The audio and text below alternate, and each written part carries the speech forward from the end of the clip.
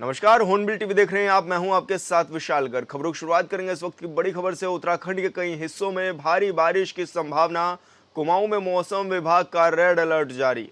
गढ़वाल के कुछ जिलों में भी तेज बारिश का ऑरेंज अलर्ट। नैनीताल, बागेश्वर, चंपावत में भारी बारिश की आशंका। अल्मोड़ा, पिथौरागढ़, उधम सिंह नगर में भी अलर्ट किया गया है जारी।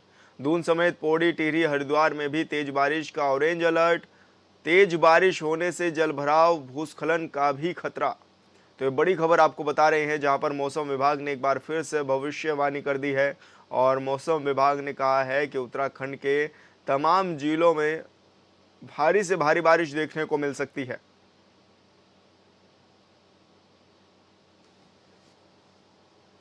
और चमोली का बड़ी खबर का रुख करेंगे। मलबा आने से बद्रीनाथ और यमुनोत्री नेशनल हाईवे बंद। बद्रीनाथ हाईवे पीपलकोटी के पास हुआ बंद।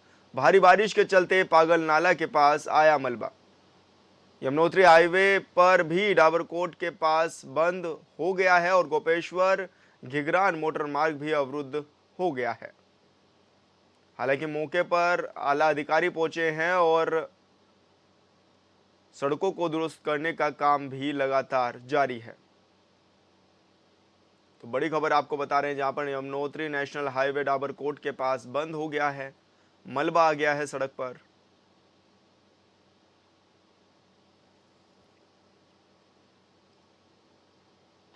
2014 में जब केंद्र में बीजेपी की सरकार बनी तो सरकार ने 25 जून 2015 को स्मार्ट सिटी मिशन लॉन्च किया, जिसके तहत देश के 100 शहरों को स्मार्ट बनाने का लक्ष्य रखा गया। देश के कितने शहर स्मार्ट हुए कहना मुश्किल है, लेकिन वर्षों बीत जाने के बाद भी उत्तराखंड की राजधानी देहरादून में स्मार्ट सिटी का काम अब तक अधूरा है। विभाग से मिली जानकारी के मुताबिक स्मार्ट सिटी के लिए 943 करोड़ 50 लाख का बजट स्वीकृत हुआ था, जिसमें अब तक 740 करोड़ 68 लाख रुपए खर्च किए जा चुके हैं। सैकड़ों करोड़ों खर्च करने के बाद भी क्या काम हुआ और क्या नहीं, इसे लेकर ये रिपोर्ट देखिए।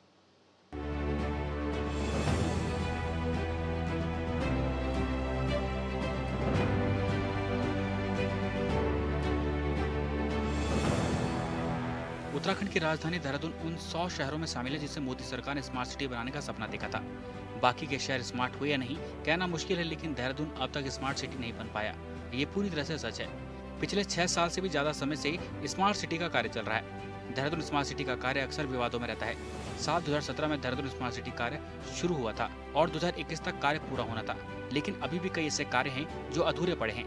हालांकि केंद्र सरकार ने एक बार फिर देहरादून स्मार्ट सिटी मिशन की अवधि मार्च 2025 तक बढ़ा दी है। देखिए, केंद्र सरकार ने 25 मार्च तक का समय स्मार्ट सिटी को और बेहतर बनाने के लिए दिया है। मुझे लगता है कि केंद्र की सरकार बधाई की पात्र है और पुष्कर सिंह धामी जी लगातार स्मार्ट सिटी को बनाने को लेकर के अधिकारियों के साथ वार्तालाप करते हैं और इस पूरे प्रोजेक्ट पर मॉनिटरिंग करने का काम कर रहे हैं। मुझे लगता है कि बहुत ही बेहतर हमारा स्मार्ट सिटी देहरादून बनने जा रहा है।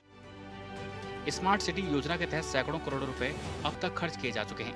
क्या काम हुआ और क्या नहीं, इसे भी समझने की जरूरत है।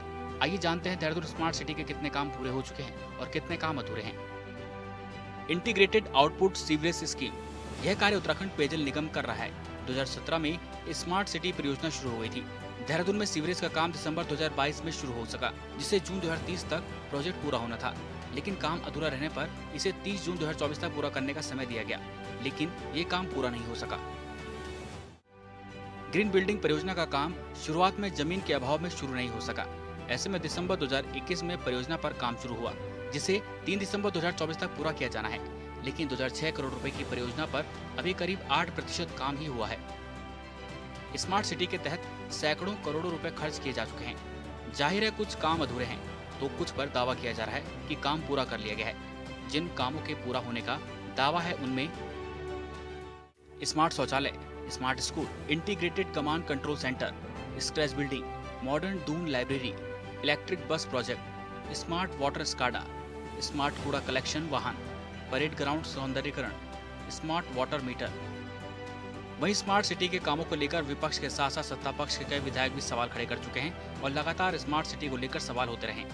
ऐसे में एक बार फिर उसको लेकर सियासत तेज हो गई है। कांग्रेस स्मार्ट सिटी को लेकर लगातार सरकार पर आरोप लगा रही है। बीजेपी भी कांग्रेस पर पलटवार कर रही है। कांग्रेस के प्रदेश उपाध्यक्ष सूर्यकांत धस्माना ने कहा कि स्मार्ट सिटी के नाम पर जो मजाक बीजेपी की सरकार ने किया है उसको लोग पीढ़ियों तक नहीं भूलेंगे। देखिए, स्मार्ट सिटी के नाम पर भारतीय जनता पार्टी की सरकार ने जो मजाक देहरादून के साथ किया है उसको कई पीढ़ियों तक लोग नहीं भूलेंगे। देहरादून को बर्बाद करके रख दिया, देहरादून का सारा वाटर रिचार्ज सिस्टम ख़त्म कर दिया, देहरादून के जो फेफड़े थे, देहरादून का जो लंग्स था, जहाँ से सांसें लेता था देहरादून, परेड ग्राउंड, उस परेड ग्राउंड का सत्यानाश कर दिया। उस परेड ग्राउंड में जिस प्रकार से कंक्रीट का निर्माण किया गया, टाइल्स बिछाई गई, वहाँ घास खत्म कर दिया गया, वहाँ कच्ची ज़मीन जो थी जिसमें वाटर रिचार्ज होता था, पूरे शहर का पानी चारों तरफ का उस परेड ग्राउंड में जाता था और पानी रिचार्ज होता था। आज शहर के अंदर पानी की हालत ये हो गई है कि ग्राउंड वाटर लेवल इतना कम हो गया कि ट्यूबवेल सूख गए गर्मियों में। 43 डिग्री सेंटीग्रेड देहरादून का टेम्परेचर कभी नहीं पहुंचा था। क्यों? क्योंकि पूरे शहर के अंदर जो कच्ची ज़मीनें थी उसमें उसके ऊपर आपने टाइल्स बिछा दी। देहरादून के अंदर अंधाधुंध पेड़ों का आपने कटान कर दिया, सहस्त्रधारा रोड आपने समाप्त कर दिया। देहरादून के अंदर तमाम सड़कों के चौड़ीकरण के नाम पर आपने पेड़ों के कटान का काम किया, जिसके कारण आज देहरादून का जो नैसर्गिक सुंदरता थी वो समाप्त हुई। कांग्रेस प्रदेश उपाध्यक्ष का कहना है कि परेड ग्राउंड का वाटर लेवल खत्म कर दिया गया, शहर की कच्ची जमीन में कंक्रीट का काम कर दिया गया, ईस्ट और वेस्ट कैनाल को अंडरग्राउंड कर दिया, शहर के सारे जल स्रोत खत्म कर दिए गए। प्री मानसून आते ही शहर में जल भराव हो गया, अभी तो मानसून आना बाकी है। पिछले साल जल भराव से हजारों लोग डेंगू की चपेट में आ गए थे और इस बार भी स्थिति वही लग रही है। देहरादून की सारी नहरें पहले ही अंडरग्राउंड हो गई। ईस्ट कैनाल थी, वेस्ट कैनाल थी, दोनों नहरें जो शहर के बीचों बीच बहती थी वो नहरें अंडरग्राउंड कर दी, सारी गूलें समाप्त हो गई। देहरादून के अंदर जो रायपुर की नहर थी उसको आपने अंडरग्राउंड कर दिया। देहरादून के अंदर स्मार्ट सिटी के नाम पर जो बर्बादी हुई है, मैं समझता हूँ कि अब उस बर्बादी में राज्य की सरकार ने फिर दोबारा से उसका समय बढ़ा दिया।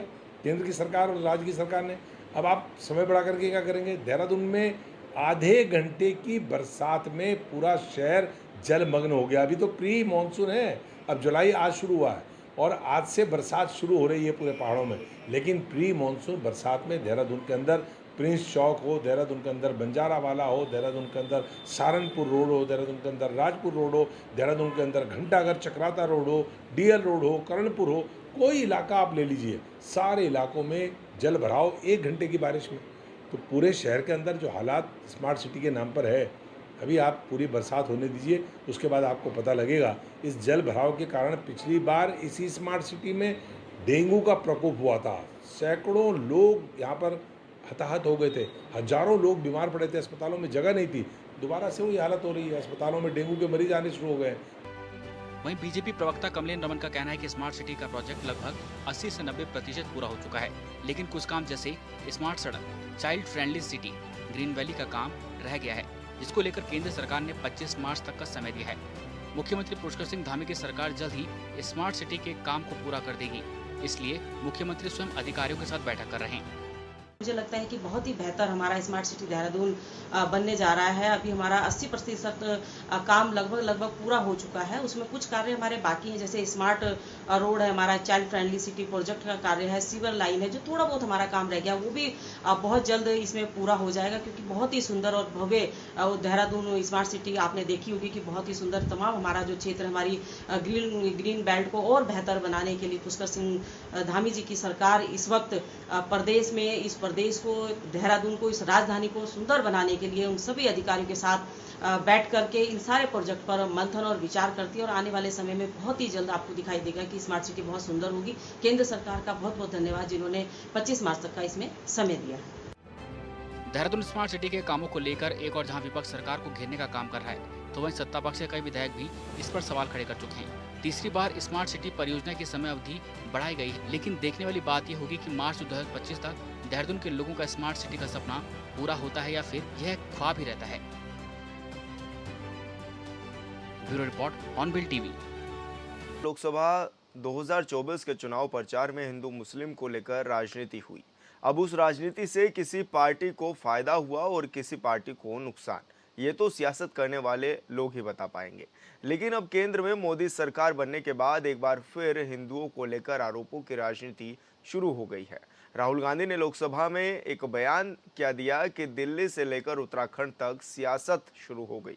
इस रिपोर्ट में देखिए। मुझे गर्व है कि मैं हिंदू हूं। अब बताइए किस रूप में मुझे आप हिंसक कहेंगे? सत्य से नहीं डरना चाहिए। राहुल गांधी ने संसद में दिए हिंदू वाले बयान पर देवभूमि उत्तराखंड के साधु संतों में भी भारी नाराजगी है। प्रदेश के मुखिया यानी मुख्यमंत्री पुष्कर सिंह धामी समेत बीजेपी सरकार के मंत्रियों ने कांग्रेस पार्टी के प्रति आक्रोश है। मुख्यमंत्री पुष्कर सिंह धामी ने कहा कि राहुल गांधी ने हिंदुओं का अपमान किया है। नेता प्रतिपक्ष होने के नाते राहुल गांधी को अपने पद की गरिमा रखनी चाहिए। पिछले दिनों कांग्रेस के सहयोगी दल सनातन धर्म के विरोध पर उतर आए थे। सीएम धामी ने कहा कि भगवान राहुल गांधी को सद्बुद्धि दें। देखिए, राहुल गांधी ने लोकसभा में जो भाषण दिया है, जिस प्रकार से उन्होंने हिंदू समाज को हिंसक बताया है, हिंसा करने वाला बताया है, उसकी जितनी निंदा की जाए वो कम है। और उनका यह बयान, उनका यह भाषण, उनकी अपरिपक्वता, अपरिपक्व है, ये दर्शाता है। क्योंकि लोकसभा में विपक्ष के नेता का जो पद है वो बहुत गरिमामयी होता है, बहुत महत्वपूर्ण होता है। और इस प्रकार से गैर जिम्मेदाराना तरीके से बोलना, ये निश्चित रूप से उनकी अपरिपक्वता दिखाता है और उसकी जितनी निंदा की जाए उतनी कम है। मैं तो भगवान से यही प्रार्थना करूंगा कि भगवान उनको सद्बुद्धि दे। इधर उत्तराखंड के वित्त मंत्री प्रेमचंद अग्रवाल ने राहुल गांधी पर बड़ा हमला बोला। बीजेपी प्रदेश मुख्यालय में प्रेस कॉन्फ्रेंस को संबोधित करते हुए प्रदेश के वित्त मंत्री प्रेमचंद अग्रवाल ने लोकसभा में नेता प्रतिपक्ष राहुल गांधी के दिए बयान पर पलटवार किया है। तमाम हमारे साधु संतों ने जब दिल्ली में प्रदर्शन किया था, हजारों उन लोगों पे गोलियां चलाई गई थी, अनेकों लोग उसमें मारे गए थे, तब वो हिंसा नहीं थी। और आज मुझे बताइए, जितने भी यहाँ लोग बैठे हैं, आज मैं भी कह रहा हूं, मैं हमेशा एक बात कहता हूं, गर्व से मुझे गर्व है कि मैं हिंदू हूं। अब बताइए किस रूप में मुझे आप हिंसक कहेंगे? एक एक व्यक्ति जो यहाँ बैठा है, किसको आप हिंसक कहेंगे? आप में से भी अधिकांश लोग मेरे हिंदू भाई हैं, आप हिंसक हैं, इसका मतलब यानी किस प्रकार से आप एक राजनीतिक स्वार्थ के कारण आप हमारे हिंदू समाज को बदनाम करने के लिए काम कर रहे हैं, इस प्रकार का बयान दे रहे हैं, ये कदापि उचित नहीं होगा। मैं बहुत कुछ कहा जा सकता है, लेकिन मैं इतना ही कहूंगा कि जिस प्रकार से इन्होंने ठाना है और जिस प्रकार से इनका व्यवहार आचरण है, वो मुझे लगता है ना तो बुद्धिमत्तापूर्ण है, ना परिपक्वता से पूर्ण है, और ना इन्होंने सदन की मर्यादा रखी है, ना पीठ की जो है इन्होंने इज्जत की है, ना नेता प्रतिपक्ष जो संवैधानिक पद है उस पद की गरिमा रखी है। उत्तराखंड सरकार के कैबिनेट मंत्री प्रेमचंद अग्रवाल ने कहा कि राहुल गांधी ने लोकसभा में जिस प्रकार से व्यवहार किया, उससे उन्होंने नेता प्रतिपक्ष की गरिमा को तार-तार किया है। उन्होंने कहा कि महामहिम राष्ट्रपति के अभिभाषण के बाद राहुल गांधी की भाषा शैली गैर जिम्मेदाराना रही है। प्रेमचंद अग्रवाल ही ने रुके, उन्होंने राहुल गांधी पर हिंदुओं का अपमान करने का आरोप भी लगाया। ये वास्तव में देश और हिंदू समाज के लिए बहुत दुर्भाग्यपूर्ण है कि जिस प्रकार से कल संसद के अंदर और महामहिम राष्ट्रपति जी के अभिभाषण के जवाब में जिस प्रकार से हमारे कांग्रेस के नेता और नेता प्रतिपक्ष बने राहुल गांधी जी के द्वारा जो शब्द इस्तेमाल किए गए, उसकी जितनी निंदा की जाए वो कम है। और जिस प्रकार से उन्होंने पूरे 1 घंटा 40 मिनट अपनी बात रखी, और बात रखने में आप देखिए कोई नेता प्रतिपक्ष की जो गरिमा होती है, जो संवैधानिक पद है, उस गरिमा को भी उन्होंने तार-तार किया। उत्तराखंड बीजेपी के नेताओं का कहना है कि राहुल गांधी ने एक संवैधानिक पद पर रहते हुए भगवान के चित्रों का, हिंदुओं का और सदन की गरिमा का अपमान किया है। लिहाजा राहुल गांधी और कांग्रेस पार्टी को देश की जनता से माफी मांगनी चाहिए। प्रेमचंद अग्रवाल ने राहुल गांधी पर कड़े शब्दों में सियासी हमला बोला। लोकसभा एक पूरे देश का एक ऐसा सदन है जहां हर व्यक्ति की अपेक्षा रहती है कि हमारा जो सांसद है, विशेषकर नेता प्रतिपक्ष है, वो उनकी आवाज बनके देश की समस्याओं के बारे में बातचीत करेंगे। और मैं, चूंकि आप जानते हैं कि संसदीय कार्य मंत्री भी हूं, पिछली बार मैं विधानसभा अध्यक्ष रहा हूं, मैं ये जानता हूं कि जब यदि मैं विधानसभा की बात करूं तो हमारे राज्यपाल के अभिभाषण के बाद, और लोकसभा की बात करूं तो महामहिम राष्ट्रपति के अभिभाषण के बाद नेता प्रतिपक्ष को एक पूरी तरह से एक जिम्मेवारी मिलती है कि वो अपनी पूरी बात बड़े तन्मयता के साथ गरिमापूर्ण तरीके से वो बात रखे। लेकिन जैसा मैंने कहा कि 1 घंटा 40 मिनट, लगभग 50 मिनट उन्होंने बोला, और शायद देश का एक भी व्यक्ति, मैं आज कह सकता हूं कि नहीं कह सकता कि वो कोई गरिमापूर्ण, परिपक्वतापूर्ण उनका बयान था। अब आप देखिए, उन्होंने कहा कि जो अपने आप को हिंदू कहते हैं वो हिंसा करते हैं। अब इसको हम किस रूप में लें? आज पूरा 110 करोड़ हिंदू जो हमारे पूरे देश के अंदर हैं, आज वो आहत है, उनकी भावनाएं आहत हुई है। दरअसल सोमवार लोकसभा में संबोधित करते हुए राहुल गांधी ने कहा था कि मोदी जी ने अपने भाषण में एक दिन कहा था कि हिंदुस्तान ने कभी किसी पर हमला नहीं किया। इसका कारण है हिंदुस्तान हिंसा का देश है, ये डरता नहीं है। हमारे महापुरुषों ने यह संदेश दिया, डरो मत, डराओ मत। शिवजी कहते हैं डरो मत, डराओ मत, और त्रिशूल को जमीन में गाड़ देते हैं। दूसरी तरफ जो लोग अपने आप को हिंदू कहते हैं वो 24 घंटे हिंसा हिंसा हिंसा, नफरत नफरत नफरत। आप हिंदू हो ही नहीं। हिंदू धर्म में साफ लिखा है, सच का साथ देना चाहिए। मतलब हिंदुस्तान के इतिहास में 3 फाउंडेशनल आइडियाज हैं। मोदी जी ने अपने भाषण में एक दिन कहा कि हिंदुस्तान ने किसी पर आक्रमण नहीं किया। उसका कारण है क्योंकि यह देश अहिंसा का देश है। यह देश डर का देश नहीं है। तो हमारे सारे के सारे महापुरुषों ने अहिंसा की बात की, डर मिटाने की बात की। डरो मत, डराओ मत, डरो मत, डराओ मत। और दूसरी तरफ शिव जी कहते हैं डरो मत, डराओ मत, अभय मुद्रा दिखाते हैं, अहिंसा की बात करते हैं, त्रिशूल को जमीन में गाड़ देते हैं। और जो लोग अपने आप को हिंदू कहते हैं वो 24 घंटा हिंसा हिंसा हिंसा, नफरत नफरत नफरत, असत्य सत्य असत्य।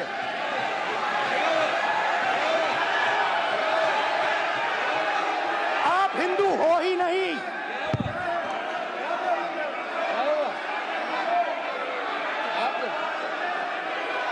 Just get me that picture of Shiva. Rahul Gandhi के बयान पर देश भर में बीजेपी के नेता पलटवार कर रहे हैं और हिंदुओं का अपमान कर रहे हैं, लेकिन कांग्रेस पार्टी मानने को तैयार नहीं है। कांग्रेस का कहना है कि राहुल गांधी ने सारे हिंदुओं को कुछ नहीं कहा, लेकिन बीजेपी नेताओं को लेकर उन्होंने बयान दिया है जो सही है।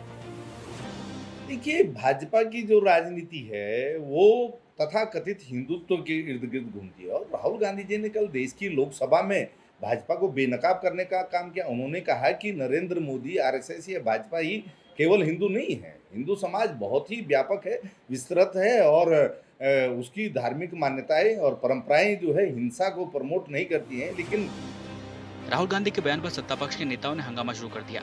पीएम मोदी अपने चेयर से उठकर खड़े हुए और गंभीर बात बताया। पीएम मोदी ने कहा कि पूरे हिंदू समाज को हिंसक कहना गंभीर बात है। इस पर राहुल गांधी ने कहा कि पीएम मोदी और बीजेपी पूरा हिंदू समाज नहीं है।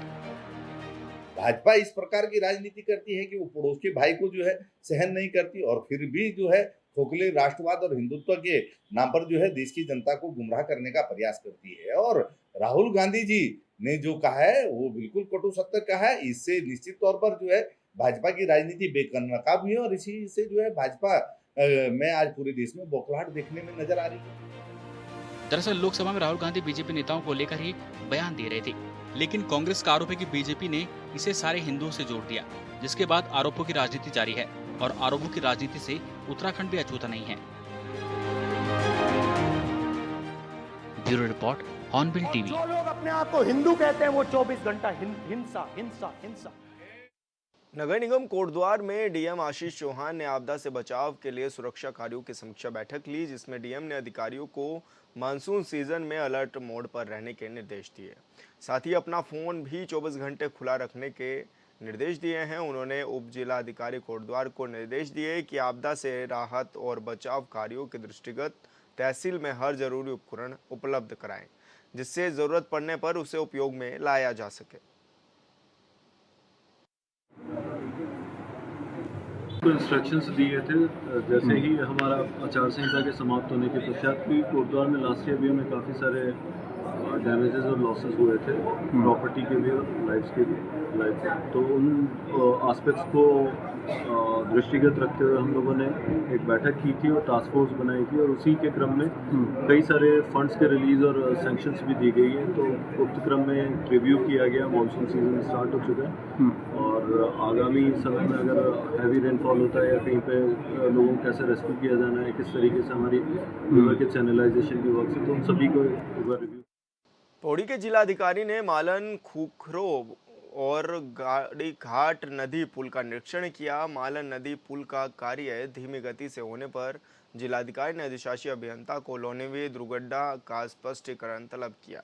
साथ ही उन्होंने सिंचाई विभाग को बाढ़ सुरक्षा का कार्य तेजी से पूरा करने के भी निर्देश दिए हैं।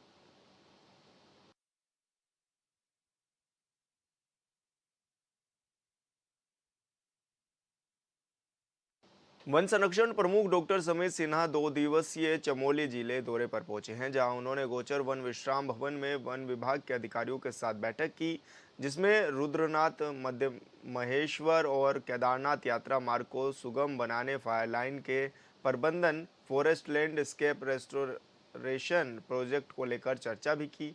वहीं डॉक्टर समीर सिन्हा ने केदारनाथ वन्य जीव प्रभाग की गोपेश्वर रेंज के अंतर्गत 2023 में मियावाकी पद्धति से रोपे गए 1.00 हेक्टेयर वृक्षारोपण क्षेत्र और टगसा पौधाल्य का निरीक्षण भी किया है।